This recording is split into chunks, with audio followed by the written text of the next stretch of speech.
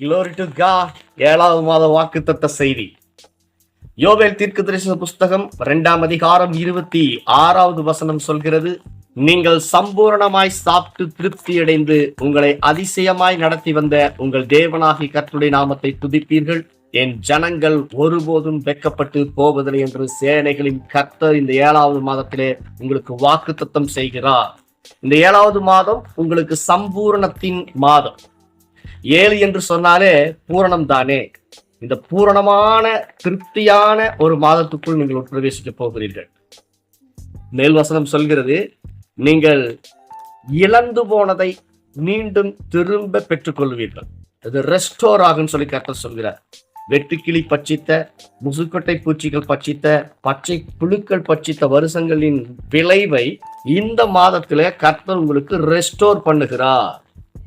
So கர்த்தர் உங்களை இந்த மாதத்துல திருப்திப்படுத்த போகிறார்.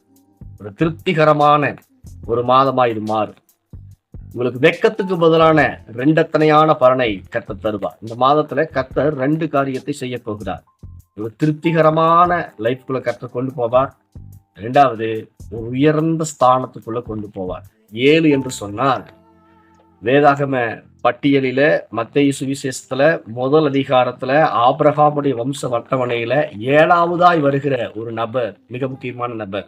அவருடைய பேர் ஆராம். ஆராம் என்கிற அந்த பேருக்கு என்ன அர்த்தம் சொன்னா, உன்னை உயர்ந்த ஸ்தானத்துக்கு கொண்டு செல்வார் என்ற உயர்வான கணத்தை கர்த்தர் உங்களுக்கு தந்தருடுவார். சம்பூரணம், உயர்வு, இந்த 2ஐயும் இந்த மாதத்துல நிச்சயமாய் நீங்கள் காண்பீர்கள். இழந்து போன எல்லாவற்றையும் நீங்கள் திருப்பிக் கொள்வீர்கள் என்று சேனைகளின் கர்த்தர் சொல்லுகிறார். எந்த விஷயத்துல இருந்தாலும் சரி, எந்த காரியத்தில் இருந்தாலும் சரி, இந்த மாதத்துல ஒரு அற்புதத்தை கர்த்தர் உங்கள் வாழ்க்கையிலே செய்வார்.